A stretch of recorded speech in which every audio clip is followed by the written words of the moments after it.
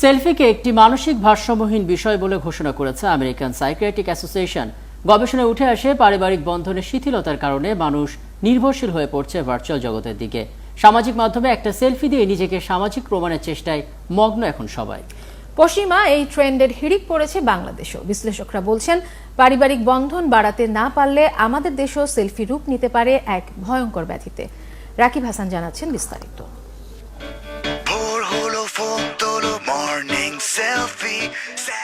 ঘুম থেকে উঠেই একটা ক্লিক, সুনির্দিষ্ট কোনো অর্থ না থাকলেও তার নাম সেলফি।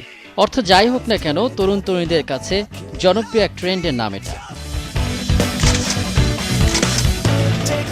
একটি স্মার্টফোন বা ট্যাবের সামনের ক্যামেরা অন করেই একটা ক্লিক, নিজের ছবি নিজেই তোলা। মুখ চোখের নানা ভঙ্গিতে ছবি তুলে নিজের অভিব্যক্তি সামাজিক যোগাযোগ মাধ্যমে বন্ধুদের মাঝে ছড়িয়ে দেয়া, এ যেন অন্য এক আসক্তি।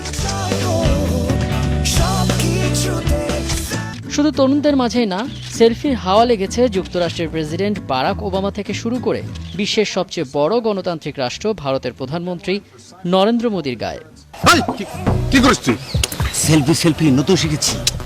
সেলফিকে কেন্দ্র করে হচ্ছে গান কিংবা নাটক, বানানো হয়েছে ডাবম্যাশও।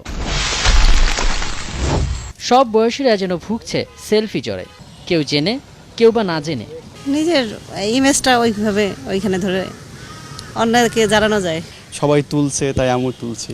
ছবি তোলার এই অদ্ভুত ধরন নষ্ট করে দিচ্ছে মানুষের স্বাভাবিক চিন্তার বিকাশকে। সম্প্রতি যুক্তরাষ্ট্রের সাইকোলজিক্যাল রিসার্চের সবশেষ ফলাফল অনুযায়ী সেলফি একটি ডিসঅর্ডার। যারা সেলফি অনেক বেশি তুলে তারা অনেক বেশি নার্সিসিস্টিক হয়, এটা এক ধরনের পার্সোনালিটি ডিসঅর্ডার। আর তাদের লাইফস্টাইলও দেখা গেছে যে অন্যান্যদের থেকে অনেক বেশি পোর হয়। সেলফি হয়ে উঠতে পারে এক ব্যাধিতে।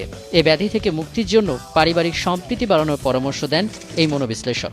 এই যে মানুষের সেলফি তোলা বা ইন্টারনেটের প্রতি অনেক ঝুঁকে পড়া, এটার একটা কারণ হলো আমাদের সোসাইটির ইনভলভমেন্টটা দিন দিন অনেক কমে যাচ্ছে।